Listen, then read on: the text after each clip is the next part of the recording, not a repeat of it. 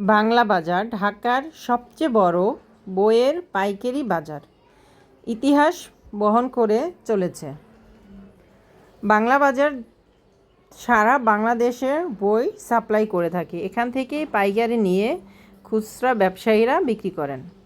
আসসালামু আলাইকুম গাইস। তো আজ আমরা যাব বাংলা বাজার। বাংলা বাজার কেন যাব? বাংলা বাজার যাব মেয়েদের জন্য গাইড এবং খাতা কিছু অ্যাক্সেসরিজ লাগবে সেজন্য। তো আমরা খুব সকাল সকাল বাসা থেকে বের হলাম এবং বাসা থেকে বের হয়ে দেখতে পেলাম রাস্তার দোকানপাট এখনও বেশ বন্ধ রয়েছে, বেশ কিছু দোকান। তো এখানে সবজিওয়ালা মামারা ভ্যান করে নিয়ে আসছে। তো আমরা এখানে রিক্সা নিয়ে চলে যাচ্ছি বাংলা বাজারের উদ্দেশ্যে, রওনা দিয়ে দিলাম। তো রাস্তার মধ্যে আমরা অনেক কিছুই দেখতে পেলাম। তো এখানে বাংলা বাজারের থেকে বই নিলে খুব সুলভ মূল্যে বই পাওয়া যায়, সেজন্যই বাংলা বাজারে মানুষ যায়। আর একটি জিনিস হচ্ছে বাংলা বাজারে আপনি সব ধরনের বই পাবেন, যেটা ছোটোখাটো লাইব্রেরিতে অনেক সময় আমরা পাই না হাতের কাছে লাইব্রেরিগুলোতে। তো এখানে এজন্যই বাংলা বাজারেই যাই কিছু বই খাতা দরকার হলে। তো যেহেতু আমরা কাছাকাছি আছি সেই জন্য আমরা যাই। এবং এছাড়াও সারা বাংলাদেশের পাইকারি ব্যবসায়ীরা আসেন বাংলা বাজার থেকে। ওনারা পাইকারি বই খাতা কলম যা যা দরকার সব কিছু নিয়ে, এবং এখান থেকে নিয়ে গেলে তাদের খুব সাশ্রয়ী হয়, যেহেতু এখান থেকে সারা বাংলাদেশে পাইকারি সেল হয়। তো বিভিন্ন দেশে খুচরা ব্যবসায়ীরা বিভিন্ন জেলা থেকে আসেন এবং এসে এখান থেকে বই নেন। তো আমরা এর জন্যই সকাল সকাল বের হলাম, যাতে করে দূরবর্তী যেই পাইকাররা আছে ওনারা আসার আগেই আমরা যেতে পারি, ভিড় হওয়ার আগে। আসলে রমজান মাস, ভিড়ের মধ্যে কেনাকাটা করাটা খুবই কষ্টের। তো এই জন্যই আমরা চলে গেলাম। তো এখন আমরা নৌকা দিয়ে পার হচ্ছি নদীর পার হতে হতে আমরা একটা জিনিস দেখতে পেলাম যে নদীতেও আসলে মানুষের আনাগোনা কম। এই নদীটি অত্যন্ত ব্যস্ত একটি নদী, ঢাকা শহরের বলা চলে সবচেয়ে ব্যস্ত নদী।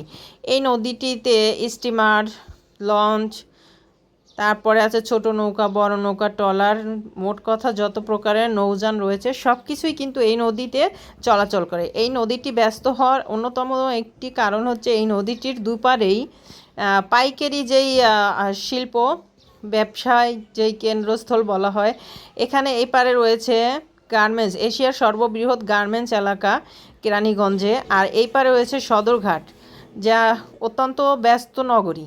তো এখানে নদী তীরবর্তী হওয়ার কারণে ব্যবসা বাণিজ্য যেরকম জমজমাট, আর লোকের আনাগোনাও বেশ চোখে পড়ার মতো।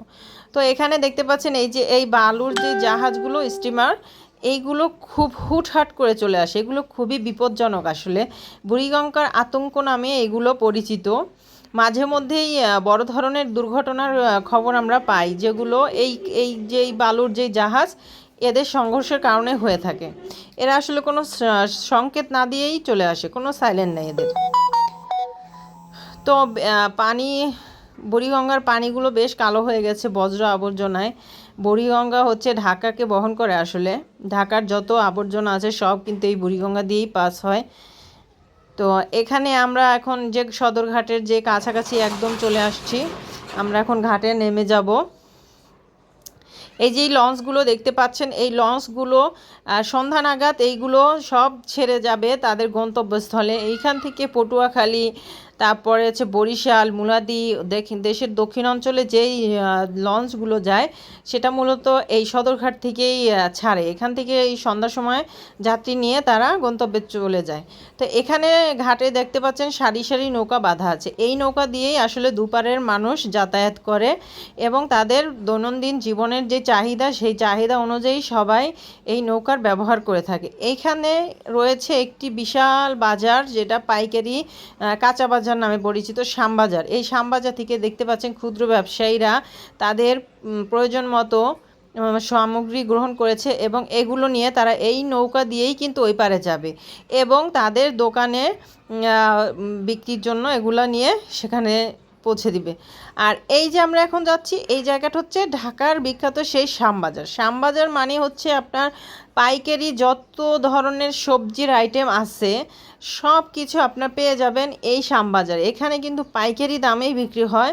আপনারা অন্য অন্য যে মার্কেটগুলোতে আমরা খুচরা মার্কেটগুলো থেকে কিনি তার থেকে কিছু কম দামে এখানে আমরা পেয়ে যাই বলতে গেলে এখানে আসতে এখানে কাছাকাছি যারা আছেন, যাদের বাসা আছে, তারা খুব সহজেই এখান থেকে সবজি নিতে পারেন। তো এখানে কিন্তু ঢাকার আর বেশ পরিচিত একটি জায়গা ওই লালকুঠি, সেই লালকুঠি অবস্থিত এই সদরঘাটেই শ্যামবাজারে। তো এই যে দেখতে পাচ্ছেন বস্তা ভরা, এই বস্তাগুলো হচ্ছে আলু পেঁয়াজের সমারোহ এখানে। তো শ্যামবাজার কিন্তু বেশ পুরাতন একটি বাজার। তো শ্যামবাজারের পরেই হচ্ছে আমাদের গন্তব্যস্থল বাংলা বাজার। তো দেখতে দেখতে আমরা চলে আসলাম সেই বাংলা বাজার। আমরা এখন আছি জগন্নাথ বিশ্ববিদ্যালয়ের অপোজিটে। এখান দিয়ে বাংলা বাজার আমি আসছি, এখানে হচ্ছে কি একাধিক দোকান রয়েছে। যেহেতু এখন খুব ভোরবেলা, সকালবেলা, এখনও কিছু দোকান বন্ধ, দুই একটা দোকান মাত্র খুলেছে, আরও খুলতেছে সবাই। তো এই দোকানটিতে আসলাম, ভাইয়া আমাদেরকে বই দেখালো, গাইড দেখালো। তো উনি ভালোভাবেই ভিতরের পেজগুলো দেখাচ্ছে ছিঁড়া ফাটা আছে কি না। তো আমার মেয়ে খুব মনোযোগ সহকারেই দেখতেছে। তো আমাদের এখানে হলো না আসলে, তা আমরা আরও